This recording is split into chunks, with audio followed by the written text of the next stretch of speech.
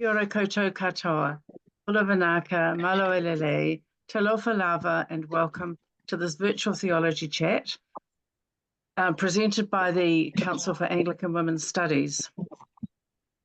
We're very happy tonight to welcome Tilly Flood, who's going to be talking to us. One of the projects of Anglican Women's Studies is mentoring women with small grants to enable them to extend their learning. And it includes funding to go to conferences. Tilly recently attended the Canadian Theological Society meeting, which she's going to tell us a little bit about and the context, where she'd been invited to present a paper. So we're really pleased tonight and privileged to hear that paper, Tilly, that was first heard in Canada. So with no more introduction than that, I'm going to hand over to you, Tilly. Tēnā koutou katoa. Tonight I'm coming to you from the beautiful chapel at All Souls Church in Maryvale, Christchurch, which is part of a new build, but it has the some of the glass from the old church, which is looking down on me. And I'm going under the pseudonym Naomi tonight because we had a few technical hitches, and it's actually my grandmother's name. Anyway, tonight I will be giving a paper that I gave to an academic gathering in Montreal in June.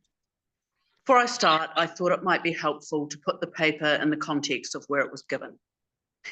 Every year in Canada, there's a gathering of academic societies from across Canada called Congress, the annual Congress of the Humanities and Social Sciences. This comprises 70 academic associations, which include history, theology, film studies, theatre, sociology, etc. About 9,000 people converge on one campus and have their annual meeting, and the whole event stretches over about 2 weeks, with each individual conference lasting about 3 days. This year was a complex congress and was held at McGill University in Montreal. It was complex because the students of McGill University had an encampment supporting Palestine, and there had been ructions on the campus, and the police had gone in on horses and used tear gas on the students. Because of this, some associations felt unsafe attending the McGill campus and shifted their event off campus. Canadian Theological Society was unhappy about the treatment of the students and shifted their conference to a building adjacent to the campus.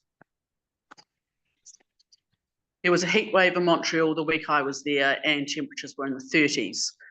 Myself and other CTS members went over to McGill University at the end of our conference day so we could sit in the comfort of an air-conditioned building before walking back to our accommodation. The papers given at the conference were many and varied, and were given mostly by academics and postgrad students from across Canada. So this is my paper entitled Harvey Milk and the Legacy of Hope, Theological Virtue for Today. The genesis of my paper starts in a city, well, not too far from here. That's not true because Toronto's a long way from Christchurch, but it's not too far from Montreal. When visiting Toronto in 2019, as I walked through the city, I came across a display table which included small square postcards to pick up and take away. And on these postcards were messages that I initially would have read as Christian messages: you are loved, you are not alone, etc. At a closer glance, I realised these were messages for Pride Week, and they were from the gay community to other people in the gay community, or indeed to anyone who happened to be walking past. It struck me as deeply ironic that these messages of love to gay people were very like Christian messages, when so often the messages that come from Christian communities towards gay people are very different in tone and not nearly as affirming. So this is where the seed of this paper was planted. Who owns these Christian virtues, the virtues of faith, hope, and love? It appears we all do. This got me thinking about Harvey Milk and his hope speech, which has been hugely influential in gay culture around the globe. Tonight we will look at the life of Harvey Milk and look at the hope speech and see how the theological virtue of hope and the lives of gays and lesbians are brought together. I'm dedicating my paper tonight to the memory of Harvey Milk, and I also wish to honour two bishops of the Episcopal Church who have done so much for queer people within the church at great personal cost. They are the late Bishop John Shelby Spong and also Bishop Jean Robinson. Bishop Spong worked endlessly for the dignity of gay and lesbian people within the church, and Bishop Robinson was the first openly gay priest to be consecrated bishop in the Episcopal Church in the USA. Harvey Milk. Have you got the blue slide up? Yep. I'll you keep talking, Tilly, and I'll get the picture up for you. There you go. The pictures in the chat, Tilly, are just for everybody. So the picture of Harvey is in the chat. Okay. Harvey Bernard, 1930 to 1978, was born and raised in New York and was the son of Jewish Lithuanian parents. He became aware of his homosexual orientation at an early age and chose to keep his public and private lives separate. As a young man, Harvey joined the US Navy and served for a number of years, and rising to the rank of lieutenant. When his homosexuality was discovered, he was forced to accept an honourable discharge and left the Navy. In 1972, he moved to San Francisco and opened a camera store with his partner in the Castro, San Francisco's gay neighbourhood. While living and working in the Castro, Harvey became increasingly interested in politics, and in 1973, he ran for the position of city supervisor for his neighbourhood. He did not have instant success, but persevered and was elected to office on his third attempt in 1977. From then on, he was known colloquially as the mayor of Castro Street. His win was a triumph for the gay community and for the other minority groups that he represented. As Milk termed them, the blacks, the seniors, the usses, and usses. During his 11 months in office, Harvey worked in the interests of the gay community. He sponsored a bill which would ban discrimination on the grounds of sexual orientation in areas of housing and employment. This was radical for the time. Harvey also fought Proposition 6, or the Briggs Initiative, which sought to discriminate against gays and lesbians in the education sector by making it mandatory to fire all gay teachers in state schools. Harvey appeared in a television debate with Professor Sally Gerhardt on this subject. The left won on this matter and the Briggs Initiative was defeated. Harvey achieved a lot in his short political career of 11 months, working for justice for underrepresented groups in his community. He was loved and respected by his constituency. Unfortunately, Harvey's life was brought to an end on November the 27th, 1978, when he was assassinated at City Hall along with Mayor George Moscone by former supervisor Dan White. His death was mourned across San Francisco and a silent candlelit march was held in the city on the night of his death. Apart from his political achievement, one of the greatest gifts Harvey has left us is his hope speech. He delivered the hope speech in 1978, not long before his death. The hope speech was written against a backdrop of the oppression of gays and lesbians and a campaign against gay people by singer Anita Bryant, who, amongst other things, blamed the gay community for the drought in California. To put it in its historical context, the Hope speech was delivered post the McCarthy era, when gays and lesbians were driven from public office, and it follows the Stonewall riots of 1969, which is largely viewed as the birth of the gay rights movement. The Hope speech is a call to arms from Harvey to the gay community. He tells those listening that they must come out. They must come out to their friends. They must come out to their workmates. They must come out to their families. They must come out in order to give young people hope. Harvey said, "I will never forget what it was like coming out and having nobody to look up to. I remember the lack of hope."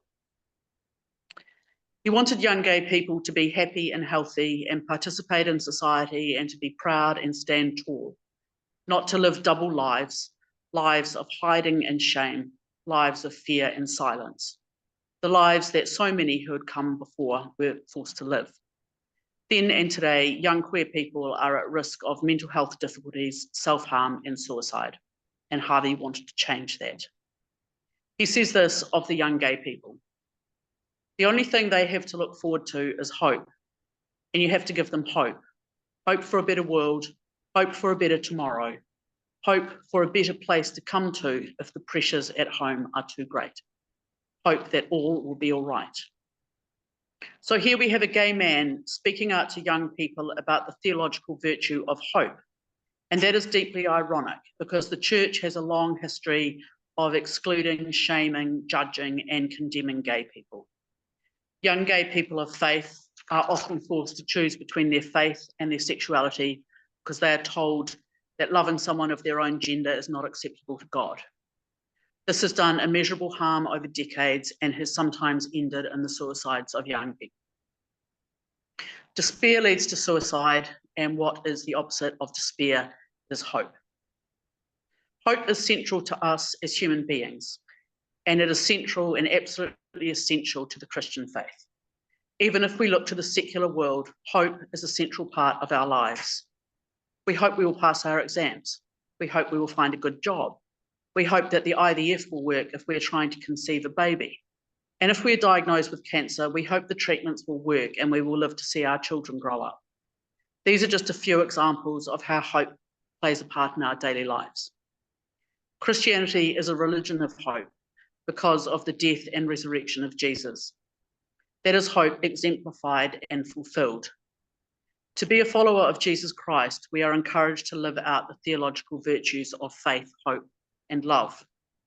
Anyone who has ever been to a funeral or a wedding will no doubt have heard Paul's treatise on love from 1 Corinthians 13, which also incorporates the virtues of faith and hope. And there are many other references to hope throughout both the Old and New Testament.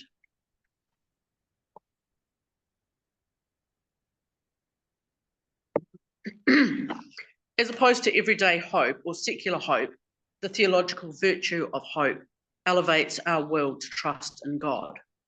So we are not hoping alone. We are hoping into the mysterious force, which is God. Kieran, could we please have the slide with the lay? Yep. Okay, let's get it.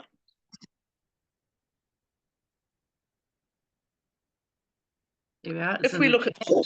Yeah, I'll just... Cool. Here we go. And if we look at the span of time since Harvey was killed in 1978, we see that hope has borne fruit. Since Harvey made his speech, there have been huge gains in the Western world for gay people. We are protected in legislation against discrimination in all areas of public life. Most Western democracies now have relationship recognition in the form of same-sex marriage. Gay and lesbian couples now have access to reproductive technologies so they can have children. There is much to rejoice about, and Harvey's speech and indeed his life and sacrifice were not in vain. The world has changed. The situation today is a far cry from what gay people had to look forward to in 1978.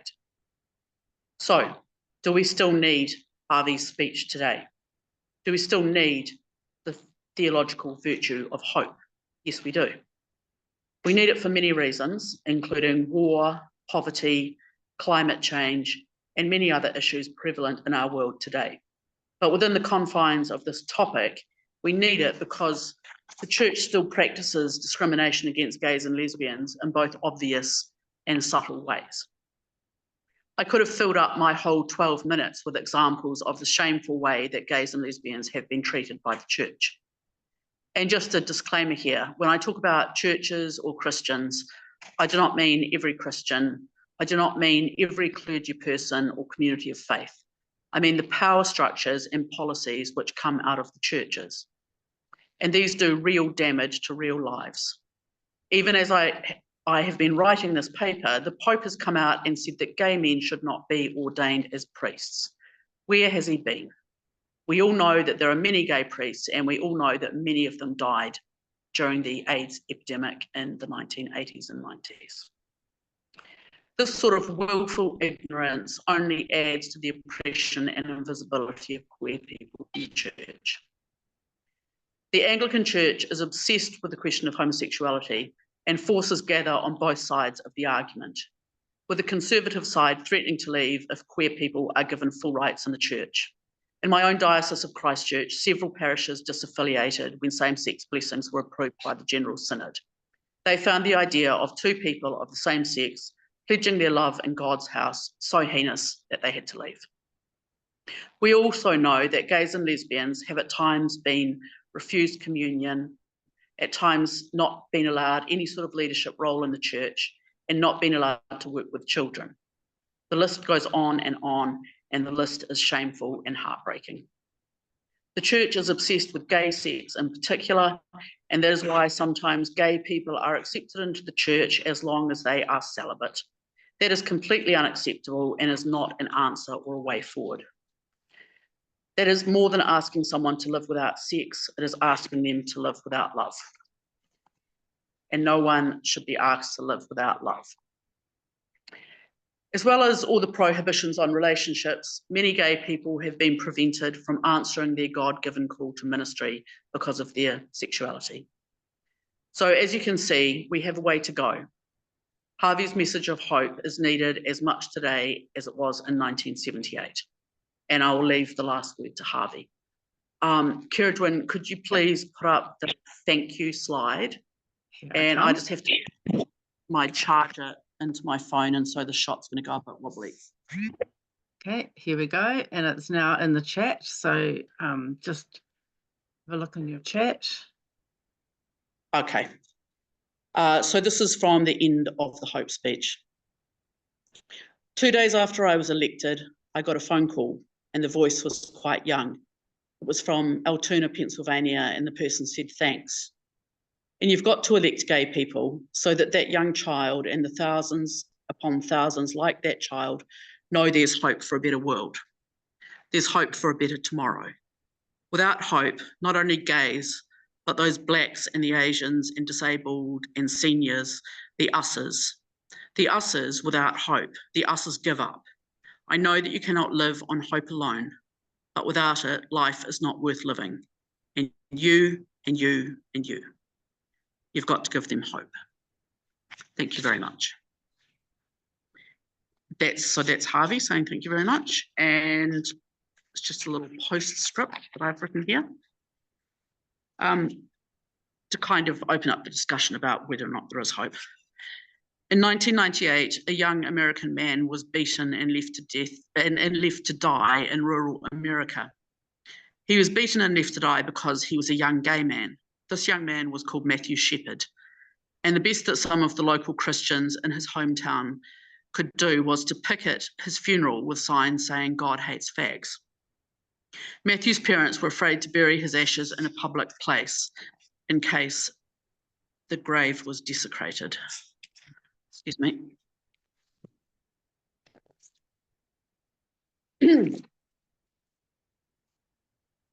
So many years later, Bishop Gene Robinson arranged for Matthew's ashes to be interred in Washington State Cathedral, where he would be safe.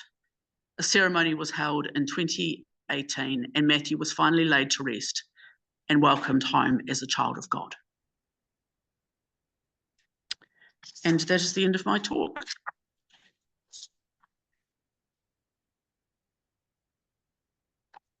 So Tilly, thank you so much for your brave and articulate and insightful talk that you've given us tonight. I think the people in Canada were extremely lucky to hear that from you. And it was great for us here to hear you linking Harvey Milk with the bigger church question and the smaller church question. So you've given us a huge amount to think and to talk about. So I'm going to stop the recording now.